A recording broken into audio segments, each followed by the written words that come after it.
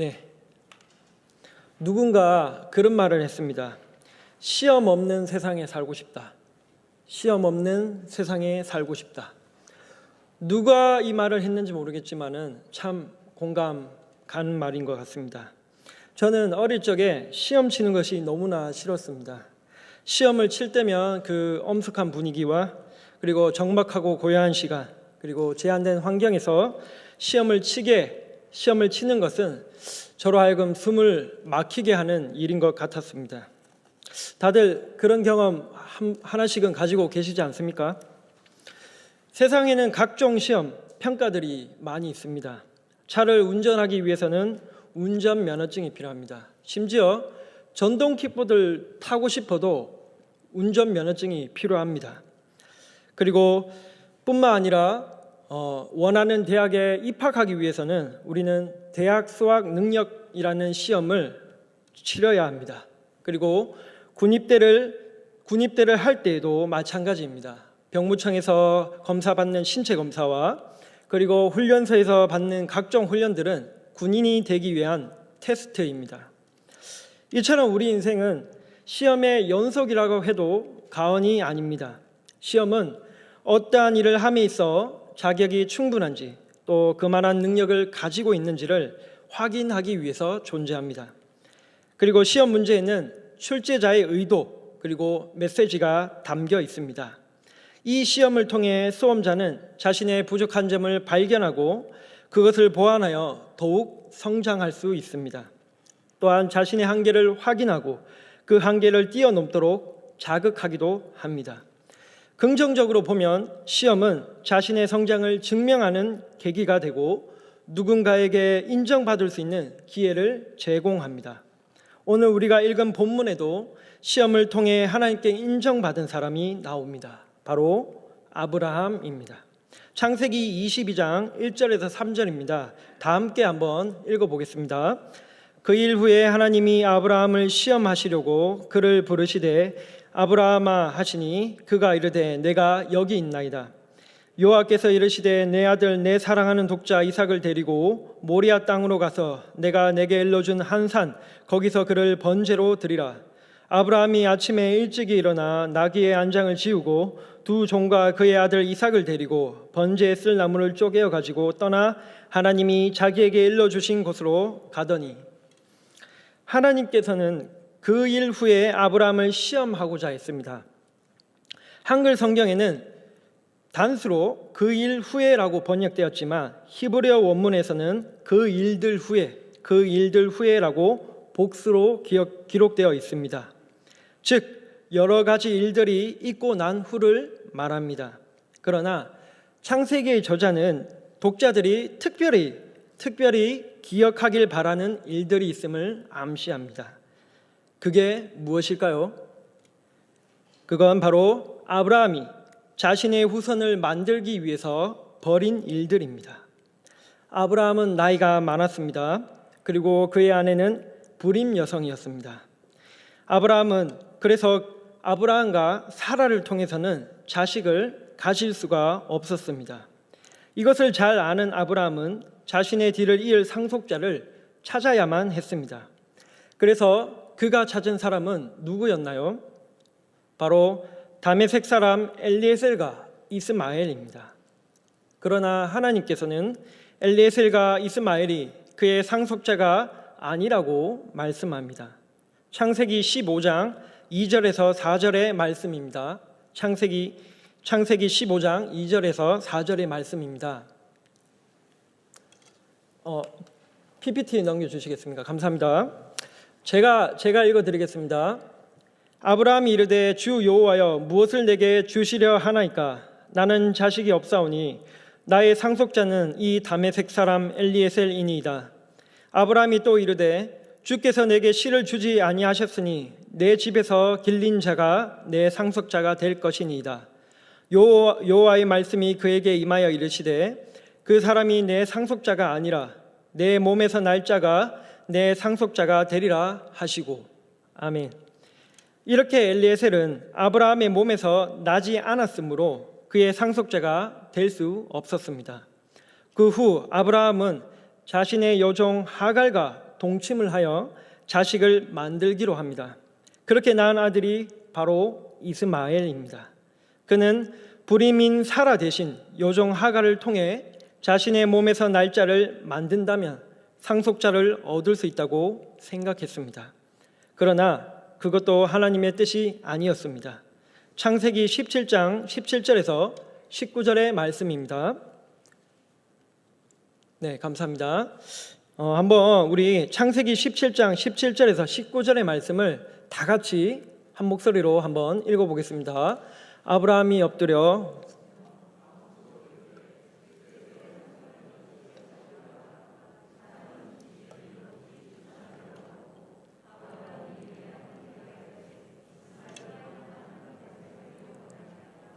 하나님이 이르시되 아니라 내 아내 사라가 내게 아들을 낳으리니 너는 그 이름을 이삭이라 하라. 내가 그와 내 언약을 세우리니 그의 후손에게 영원한 언약이 되리라. 아멘. 그렇게 아브라함은 자신의 생각과 방법대로 자신의 씨를 만들고자 했지만 실패하고 맙니다. 그리고 그가 100세가 되던 해 하나님께서는 사라에게 이삭을 주십니다. 결국 이스마엘은 아브라함의 씨가 되지 못하고 어머니 하갈과 함께 쫓겨나게 됩니다. 그 사건이 바로 우리가 오늘 살펴본 본문 그 앞장인 21장에 나타납니다. 이러한 일들, 아브라함이 자신의 우선을 만들기 위해서 자신의 생각과 방법대로 벌여놓은 일들, 그 일들이 다 지나간 후에 하나님께서는 아브라함을 시험하기 위해서 부르십니다. 이제 시험을 제대로 보기 위한 상황이 마련된 것입니다. 더 이상 아브라함에게는 자신의 상속자가 될 수 있는 후보들이 없습니다. 오직 이삭만이 그에게 유일한 상속자입니다. 이 상황에서 하나님께서는 이삭을 번제로 드릴 것을 요구하십니다. 자신의 독자 이삭을 죽이라는 것입니다. 여기에서 바로 출제자의 의도, 시험의 목적이 나오는 것입니다. 하나님께서는 아브라함에게 약속하셨습니다. 아브라함은 여러 민족의 아버지가 될 것이라고 말씀하셨습니다. 그것은 그의 씨를 통해 이루어질 것이라 말씀합니다. 하나님은 친히 아브라함을 이끌고 밖으로 나가서 하늘의 별들을 보게 하십니다. 셀 수 없을 정도로 많은 별들을 보여주시며 아브라함의 자손들이 이와 같을 것이라고 말씀합니다. 그런데 현실은 어떠했나요? 그런데 아브라함이 겪어야 할 현실은 어떠했습니까? 아브라함은 이미 나이가 많았습니다. 그가 우르에서 하란으로 떠날 때 이미 75세였습니다.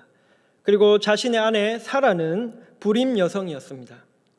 아브라함의 입장에서는 도저히 이해할 수 없는 일인 것입니다.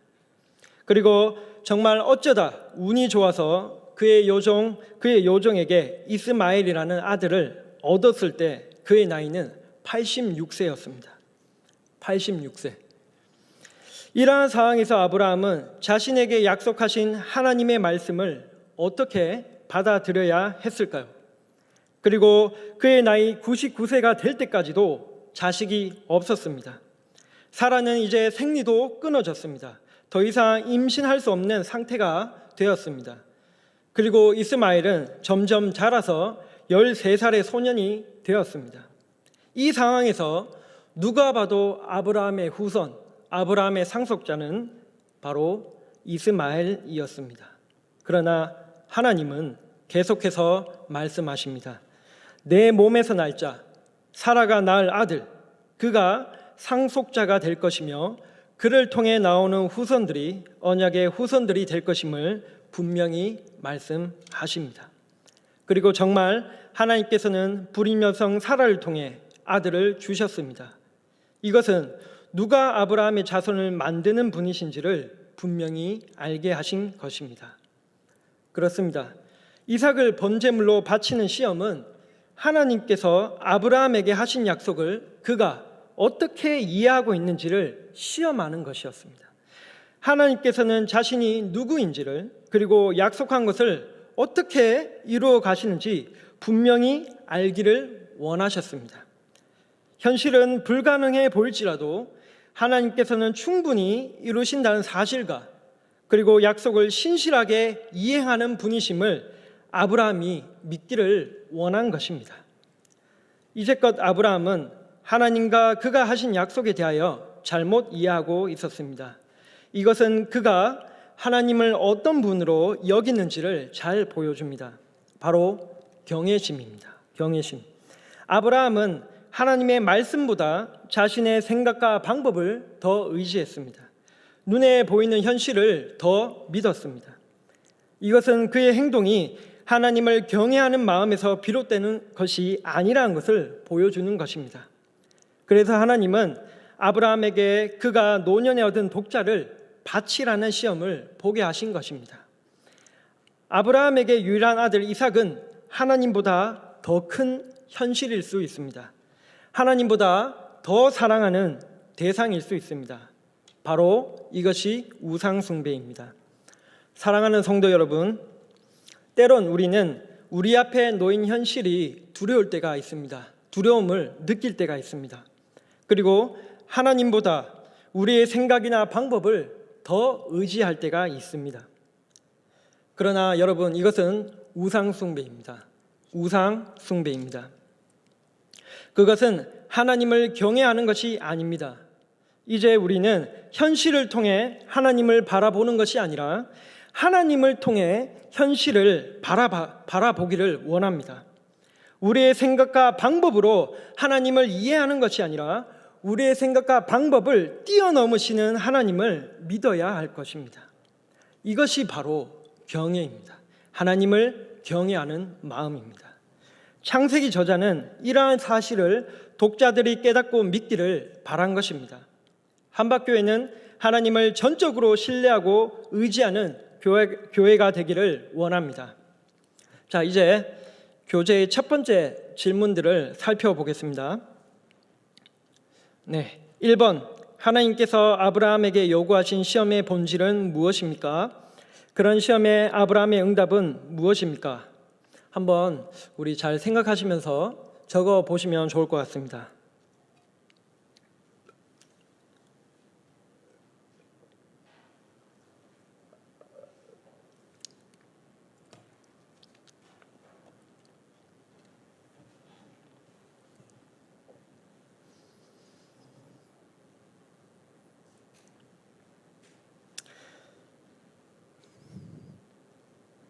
하나님의 시험은 아브라함이 그에게 하신 약속을 그가 어떻게 이해하고 있는지를 알기 위함이었습니다. 그리고 그 시험을 통해 하나님을 경외하는 것이 무엇인지 알도록 하기 위함이었습니다. 아브라함은 하나님의 말씀에 즉각적으로 순종했습니다. 2번입니다. 자녀, 재물, 직장, 인간관계, 공부 등 하나님보다 높은 우선순위를 차지하고 있는 것들이 있습니까? 이것들을 하나님보다 더 사랑하는 우상이 되지 않으려면 어떻게 해야 합니까?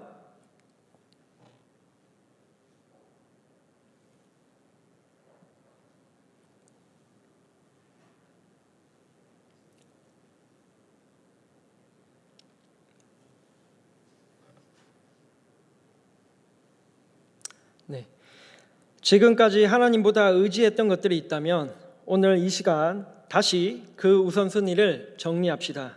그래서 하나님만 의지하기를 원합니다. 우리는 못해도 하나님은 하실 수 있다는 믿음과 그의 선하심과 신실하심을 전적으로 의지하는 믿음을 주시기를 계속 간구하기를 원합니다. 그리고 결단합시다. 두 번째로 살펴볼 것은 아브라함의 믿음과 순종입니다. 창세기 22장 4절에서 10절을 함께 읽어보시겠습니다. 제3일에 아브라함이 눈을 들어 그곳을 멀리 바라본지라. 이에 아브라함이 종들에게 이르되 너희는 나귀와 함께 여기서 기다리라. 내가 아이와 함께 저기 가서 예배하고 우리가 너희에게로 돌아오리라 하고, 아브라함이 이에 번제나무를 가져다가 그의 아들 이삭에게 지우고 자기는 불과 칼을 손에 들고 두 사람이 동행하더니, 이삭이 그 아버지 아브라함에게 말하여 이르되 내 아버지여 하니, 그가 이르되 내 아들아 내가 여기 있노라. 이삭이 이르되 불과 나무는 있거니와 번제할 어린 양은 어디 있나이까? 아브라함이 이르되 내 아들아 번제할 어린 양은 하나님이 자기를 위하여 친히 준비하시리라 하고 두 사람이 함께 나아가서 하나님이 그에게 일러 주신 곳에 이른지라. 이에 아브라함이 그곳에 제단을 쌓고 나무를 버려놓고 그의 아들 이삭을 결박하여 제단 나무 위에 놓고 손을 내밀어 칼을 잡고 그 아들을 잡으려 하니, 아브라함은 하나님의 말씀에 즉각적으로 순종합니다. 이삭과 종들을 데리고 그리고 번제에 쓸 나무를 쪼개어 가지고 하나님께서 알려주신 곳으로 향합니다. 그리고 3일이 지나 드디어 모리아 땅에 도착합니다. 그런데 아브라함의 행동이 참 이상합니다. 아브라함은 더 이상 종들과 함께 가지 않습니다. 심지어 나귀도 끌고 가지 않습니다. 100세가 넘은 아브라함에게 종들의 도움 없이 산을 올라가기란 쉽지 않았을 텐데 말이죠. 그리고 의미심장한 말을 합니다. 너희는 나귀와 함께 여기서 기다리라. 내가 아이와 함께 가서 예배하고 다시 돌아오겠다고 말합니다. 하나님은 분명 이삭을 제물로 바칠 것을 요구하셨습니다. 그런데 아브라함은 이삭과 예배를 드리고 함께 돌아올 것을 말하고 있는 것입니다.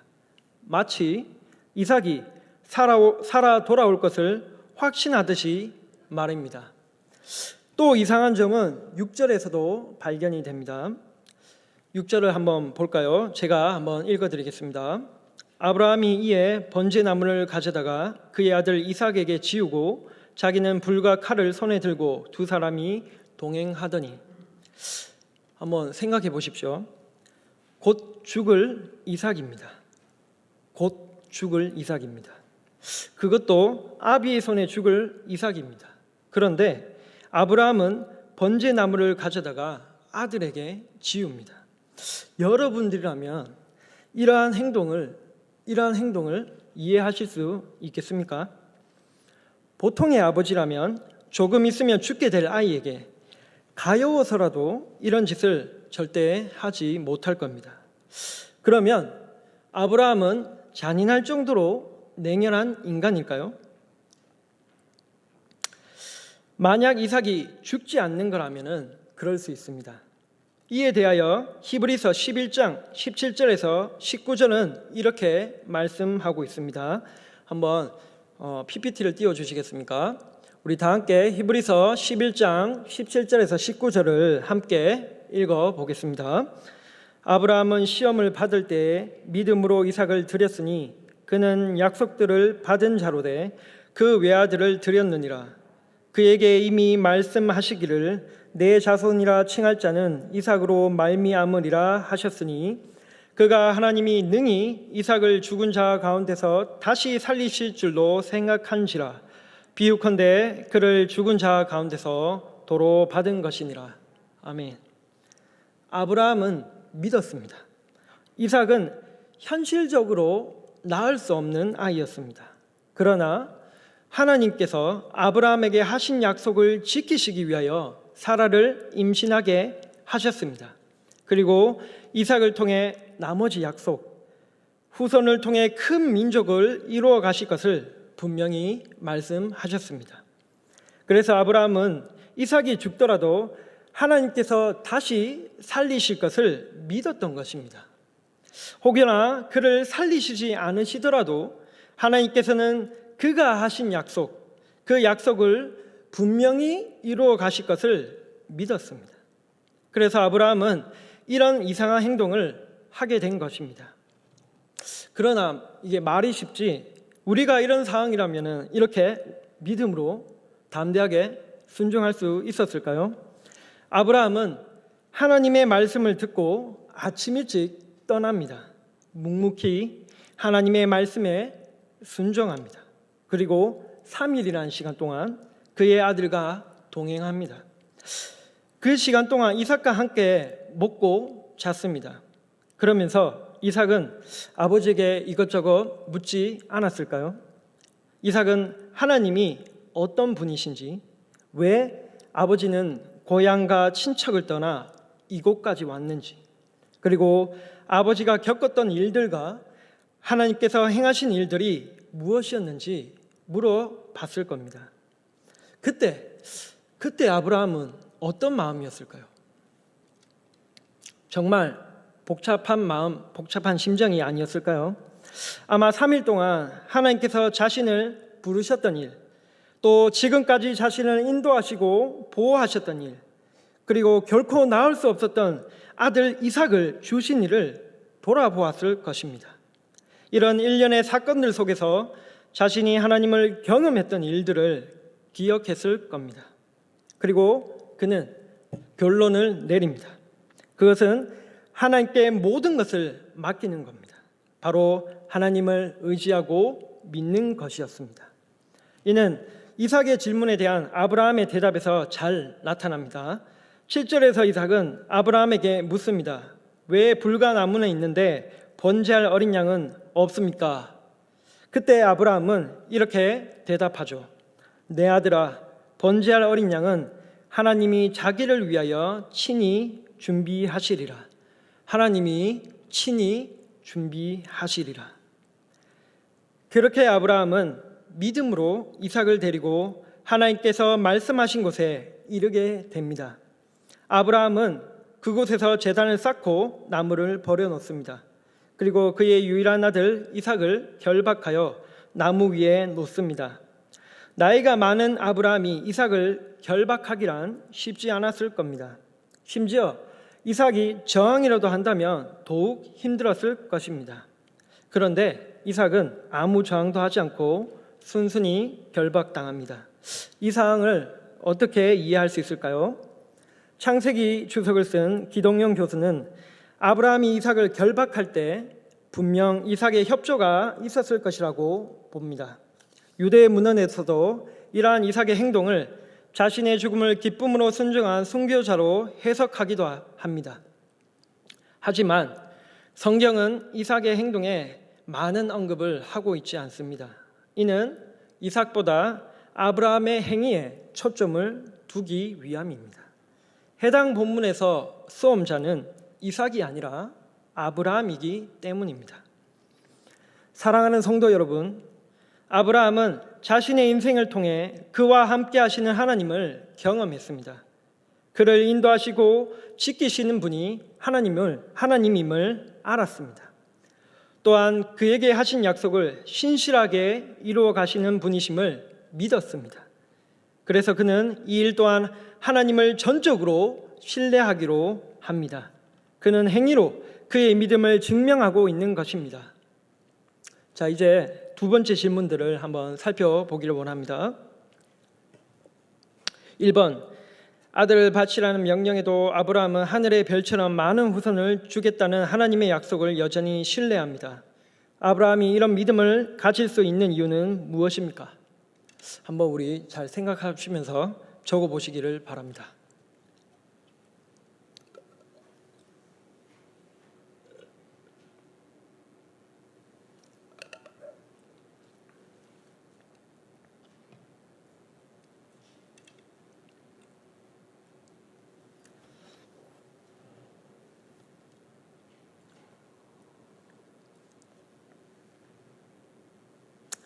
아브라함은 이제껏 자신을 지키시고 인도하신 하나님을 경험했고 또 결코 갖지 못할 아들을 얻었습니다.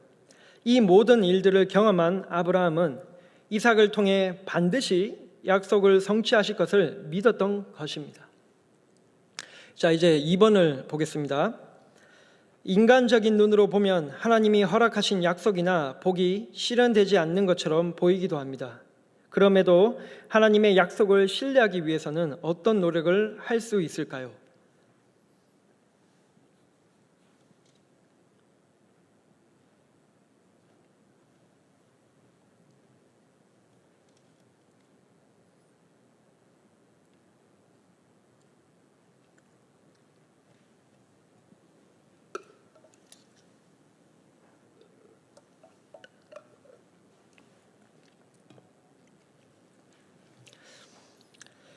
우리는 당연히 연약한 존재입니다. 비록 그리스도로 인해 새로운 피조물이 되었지만 여전히 죄성은 남아 있습니다. 그래서 어쩔 수 없이 현실 앞에 믿음이 흔들릴 때도 있습니다. 그러나 그럴 때 우리는 우리 인생 가운데 함께 하신 하나님을 기억해야 합니다. 그리고 하나님께 믿을 수 있도록 기도해야 합니다. 우리는 하나님께서 우리에게 주시는 믿음이 하나님께서 우리가 그 하나님을 믿을 수 있도록 계속 간구하며 기도해야 하는 것입니다. 이 방법밖에는 없습니다. 이제껏 우리를 선하게 인도하셨다면 앞으로도 여전히 우리를 인도하실 그 하나님을 전적으로 신뢰해야 하겠습니다. 마지막으로 살펴볼 것은 순종한 아브라함에게 나타나신 하나님입니다.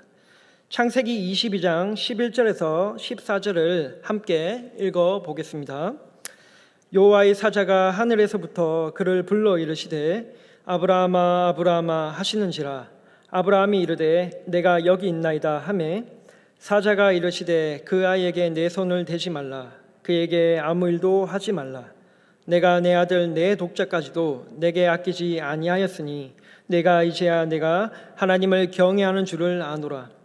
아브라함이 눈을 들어 살펴본즉 한 순양이 뒤에 있는데 뿔이 스풀에 걸려 있는지라. 아브라함이 가서 그 순양을 가져다가 아들을 대신하여 번제로 드렸더라. 아브라함이 그 땅 이름을 여호와 이레라 하였으므로 오늘날까지 사람들이 이르기를 여호와의 산에서 준비되리라 하더라. 하나님께서는 이삭을 죽이려는 아브라함을 다급하게 말립니다.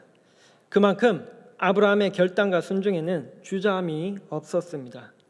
그렇게 하나님께서는 아브라함을 2번이나 부르셨습니다. 시험의 결과가 나온 것입니다. 그리고 하나님께서는 이삭에게 손을 대지 말 것을 또 2번이나 강조하고 있습니다. 하나님은 이제야 아브라함이 자신을 경외하는 줄 알겠다고 말씀합니다. 그런데 왜 하나님께서 이제야 아브라함이 자신을 경외한다고 말씀하셨을까요?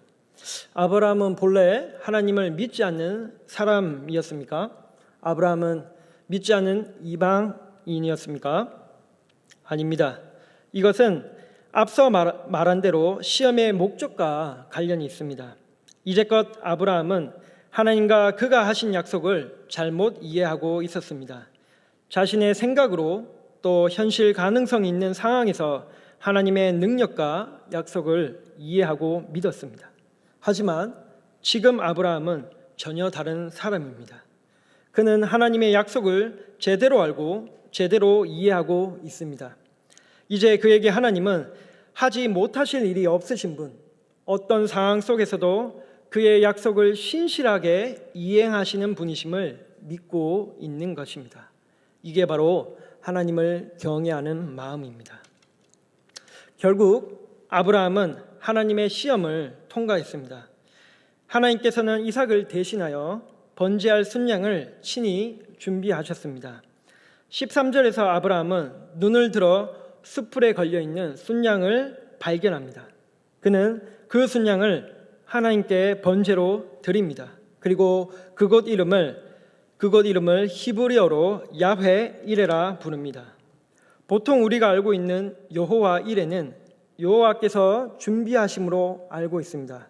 그러나 그것은 틀린 뜻입니다. 이레의 히브리어 어근은 라아입니다. 라아는 보다의 뜻을 가집니다.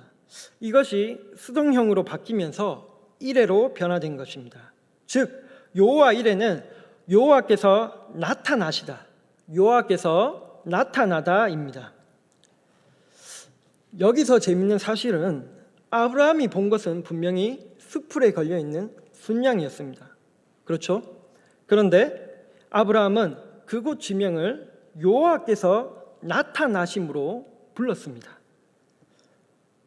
여호와께서 나타나다.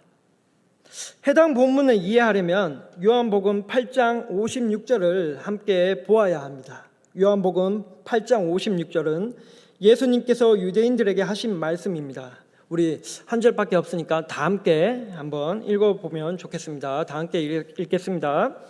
너희 조상 아브라함은 나의 때 볼 것을 즐거워하다가 보고 기뻐하였느니라. 아멘. 예수님께서는 창세기 22장을 언급하시면서 이삭과 어린 양을 자신으로 암시하고 있습니다. 이것은 나무를 짊어지고 죽음을 향해 걸어가는 이삭과 나무에 매달린 희생양을 통해서 메시아의 대속적 죽음을 아브라함이 미리 보고 즐거워했다는 것입니다. 그렇습니다. 하나님께서는 아브라함에게 미리 메시아의 모습을 보여주셨습니다. 우리를 대신하여 속죄 제물로 드려질 하나님의 아들 예수 그리스도를 말입니다. 이것은 하나님의 영광입니다. 예수 그리스도는 하나님의 영광입니다. 아브라함은 그 하나님의 영광이신 예수 그리스도를 미리 바라보고 기뻐한 것입니다. 그래서 그 땅의 이름을 여호와의 영광이 나타나다, 여호와의 영광이 나타나다 여호와 이레라고 지은 것입니다.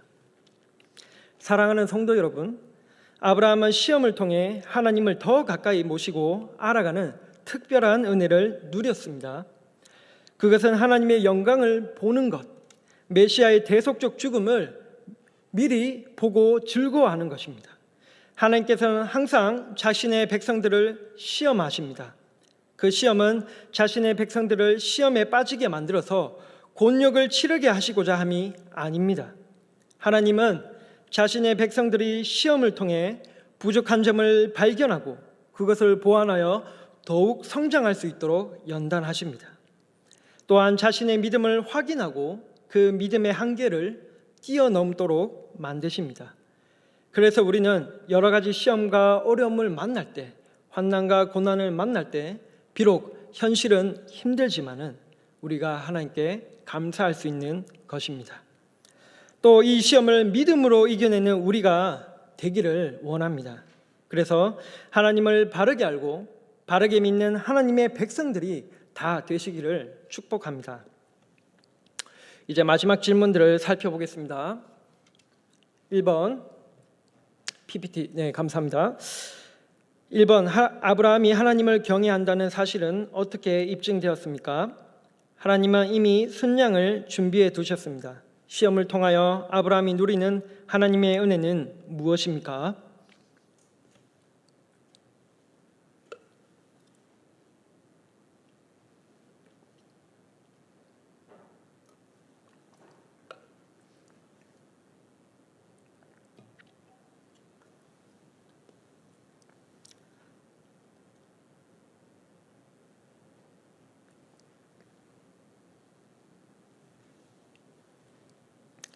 아브라함은 이삭을 지체하지 않고 하나님께 드려 자기 믿음을 증명하였습니다. 그리고 시험을 합격하여 하나님을 바르게 알고 하나님과 더욱 가까이 교제하는 은혜를 누리게 되었습니다. 자, 이제 2번입니다. 시험과 어려움을 통하여 하나님을 더 깊이 체험하고 만난 경험이 있습니까? 혹은 나를 위해 친히 예비하신 하나님의 특별한 은혜를 누린 적이 있습니까? 해당 질문은 하나님과의 개인적인 만남과 경험을 뒤돌아 보시면서 그때의 모습과 지금 나의 모습이 어떠한지를 생각해 보시는 시간이 되시기를 원합니다. 특별히 이 마지막 질문을 묵상하셔서 가정에서 자녀들과 함께 나눠보시면 참 좋겠다 싶습니다. 말씀을 정리하겠습니다. 100세에 얻은 아들 이삭을 번제물로 드린다는 것은 상상하기 힘든 시험이었을 겁니다. 이삭은 아브라함이 이 세상에서 가장 사랑하는 존재였을 테지만 그는 하나님의 선물이었고 약속의 성취였음을 한시도 잊어서는 안 됩니다. 내 생각과 방법을 의지할수록 내 앞에 놓인 현실인 아들에게 집중할수록 그것이 오히려 우상이 될 수도 있습니다. 아브라함은 절대적인 믿음과 순종으로 하나님을 경외하고 사랑하고 있음을 입증하였습니다.